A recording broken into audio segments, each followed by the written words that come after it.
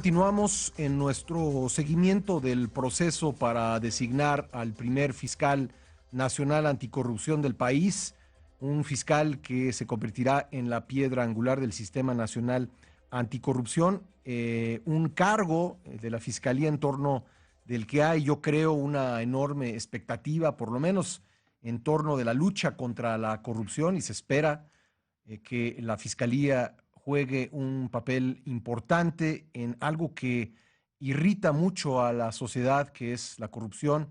Vamos a platicar el día de hoy, hemos venido platicando, como ustedes saben, con los candidatos a este cargo, a la Fiscalía Nacional Anticorrupción. Son 30 en este momento los que aspiran a este cargo. Hemos ya entrevistado a 14 de ellos y me acompaña aquí en la cabina, se lo agradezco mucho, el maestro Edgardo Flores Campbell, asesor de la Comisión de Seguridad Pública de la Cámara de Diputados. ¿Qué tal, Edgardo? ¿Cómo estás? Pascal, muy buenos días. Muchas gracias por la invitación. Buenos días al auditorio. A tus órdenes. ¿Por qué buscar la Fiscalía Nacional Anticorrupción? Bueno, en principio porque me asumo producto del hartazgo colectivo de este país en términos de la densidad de lo que representan los temas de corrupción. Yo creo que han dado cuenta ustedes mismos de que no hay semana que abras el periódico Excelsior o alguno de sus programas de radio y mencionan el tema de corrupción de la semana, ¿no? Y entonces, en principio, porque me asumo como producto de ese hartazgo colectivo, de ese famoso desánimo social, ¿no? Y ese es un incentivo personal, profesional. Segundo, porque considero que el fiscal debe tener tres características elementales, que es la preparación académica, la experiencia práctica y la autonomía e independencia para poder llevar sin la atención de intereses ajenos a la función, la sensibilidad, las responsabilidades de la Fiscalía Anticorrupción. Este tema de la autonomía se lo hemos escuchado algunos de quienes están propuestos para ocupar este cargo. ¿Qué tan importante te parece y hasta dónde debe ser autónomo el fiscal, el primer fiscal nacional anticorrupción? A mí, mira, el escenario deseable es una fiscalía con la suficiente autonomía de gestión. De hecho, en el Senado he pulsado que en un principio de paridad bajo con el mismo nivel jerárquico del señor procurador, con autonomía de gestión, con recursos humanos, materiales, financieros, O técnicos. sea, al nivel de quien será el primer fiscal del país, fiscal general del país. Es correcto. A ese nivel. A ese grado están las discusiones en las fracciones parlamentarias. Ojalá, lo deseable es tener una fiscalía de esa naturaleza autónoma. La propia autonomía la necesita tanto el procurador o fiscal general, porque al final interactúa con su calidad de persecutor de los delitos del Estado mexicano, la cara persecutora, necesita interactuar con diferentes poderes y actores políticos, de hecho. Y el fiscal anticorrupción también necesita esa autonomía de gestión operacional técnica para poder llevar con suficiente independencia las acciones en materia de perseguir la corrupción. En lo personal te diría, no soy del grupo de los que no tienen grupo, no pertenezco a ninguna camarilla, no tengo un padrino político. Me siento, Pascal, en un punto de quiebro entre juventud y experiencia y he resuelto no ser un espectador, sino un protagonista y atender esta convocatoria porque estoy convencido de que puedo aportarle estos temas en los que me he especializado y me he preparado, en la experiencia práctica y en diferentes posiciones, persiguiendo y haciendo el diseño institucional para el combate a la corrupción. Si me permites, te diría lo siguiente, ese es el escenario ideal, que sea una fiscalía con esa autonomía de la que todos los candidatos seguramente lo comentan. Pero la realidad es que precisamente hoy tendremos que operar con un acuerdo del procurador Murillo Karam, que es el instrumento jurídico de operación de quien resulte fiscal, ¿no? Y hay quien ha declinado el proceso y hay otros que mencionan, no hay mucho que hacer, porque al día de hoy, como ya te lo han de haber mencionado, el que sea fiscal será fiscal hasta noviembre de 2018. Así es. Para mí sí es suficiente tiempo para el primer paso, que es sentar las bases. Me parece que el primer fiscal tiene que ser un fiscal de transición, ¿no? No me refiero a... Y tener mucho cuidado en la posible de fraude social o la expectativa respecto a los peces gordos, ¿no? O los casos emblemáticos que todos conocemos, que es altísima. Pero yo no hablaría de bajar la expectativa, hablaría de reenfocarla. Porque si tú mañana, Pascal, eres fiscal, te van a dar una laptop y un escritorio. y a lo mejor una impresora y pues órale, empieza a mandar citatorios a de los que presumes, a los presuntos culpables, ¿no?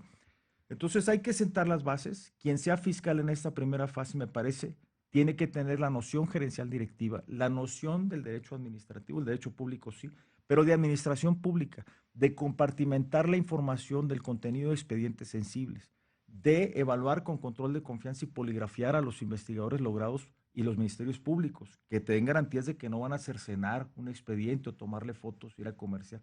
Todo eso, que es la logística de operación de sentar las bases de una oficina con credibilidad, Pascal, requiere tiempo. Y eso es sí lo que creo hemos perdido, porque al día de hoy el fiscal debiera tener ya más de 3 años funcionando. Pues sí, se ha retrasado este proceso, pero como dices, es importante sentar estas bases y decirle a la gente claramente cuál será el objetivo o cuál tendría que ser el objetivo del primer fiscal, que es crear algo.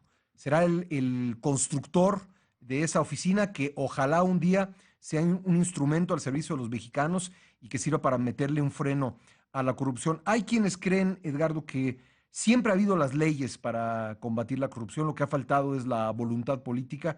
¿Tú cómo te pronuncias en ese sentido? Mira, yo parto del principio de que corrupción no solo es robar, corrupción es asumir un puesto a sabiendas de que no tienes la capacidad para desempeñarlo bien. Ah, eso también es corrupción. Por supuesto que lo es, y de eso padecemos y mucho.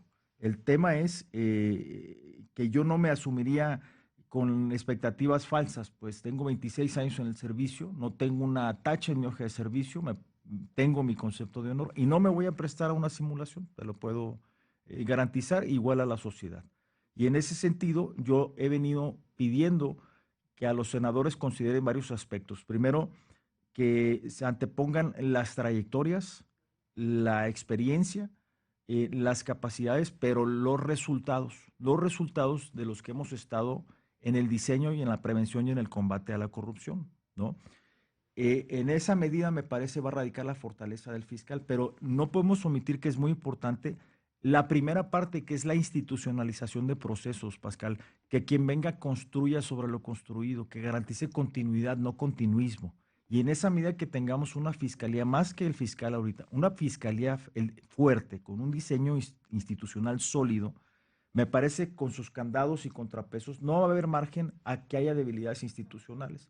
Por eso yo sostengo que el Senado está frente a una decisión histórica de un giro fiscal anticorrupción y el diseño estructural de una fiscalía fuerte en un tema lacerante socialmente, donde estamos en el Observatorio Ciudadano y también donde tenemos que mandar señales al extranjero, empezando por los vecinos del norte, de que tenemos instituciones fuertes y sólidas en un fenómeno que es un cáncer social y nos está carcomiendo a todos. Sería grave que se equivocara el Senado y sería grave también que quien asuma no tenga toda la capacidad ni toda la voluntad de entrarle en serio a este tema, que es un tema fundamental en estos momentos para los mexicanos. Totalmente de acuerdo. Y me parece que yo puedo comprender que en el Senado de la República la esencia en sí misma es parlar, es la discusión de ideas en un orden democrático moderno, pero debemos de estar muy pendientes del proceso en términos de que es entendible la anteposición de la lógica de intereses partidistas, pero yo estoy confiado en los senadores, en su autoridad moral, me ciño disciplinadamente a la metodología y los procesos que han establecido y he propuesto que los candidatos, en un gesto de combate a la opacidad y de fomento a la transparencia, hagamos nuestra 3 de 3, nos sometamos a una evaluación de control de confianza, de ser necesario un polígrafo y que nos pregunten lo que quieran, ¿no? Que le den cabida a la participación civil, que me parece que eso atiende la última dilación que era de hoy a la semana entrante para dar el formato de participación a las organizaciones de la sociedad civil. Y eso es muy importante. Yo en lo personal lo que ofrezco es que con mi propia experiencia práctica, mediante el análisis, el procesamiento de la información, como insumos de la investigación fina, podamos lograr expedientes lo suficientemente sólidos, Pascal, robustos, que terminen siendo irrefutables por un juez. Y no va a tener muchas oportunidades. Y acotar ese tramo de impunidad que es al final el mal mayor, ¿no? Creo que no va a tener muchas oportunidades el fiscal para sentar buenos precedentes.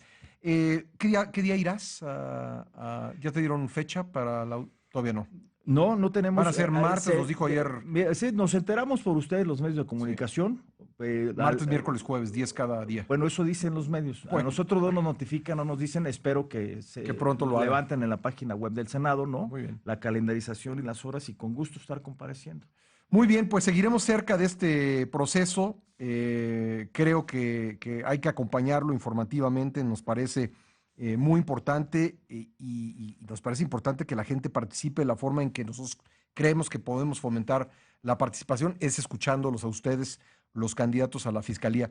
Maestro Edgardo Flores Campbell, muchas gracias por haber venido. Muchas gracias, Pascal. En concreto, mi mensaje sería: hay que dar paso a una fiscalía de transición, una fiscalía que dé resultados, con sistematización de procesos, ¿no? Sentadas bien sus bases, una fiscalía sin temores ni rencores, ¿no? Porque en lo personal ni me detiene el miedo ni me estimula el odio. Al final, con objetividad y contundencia, creo que podemos sentar las bases de una fiscalía fuerte. Una fiscalía sin temores ni rencores es la propuesta de Edgardo Flores Campbell para esta posición. Gracias, Edgardo, muy amable. Muchas gracias, Pascal, por la invitación. Buen día.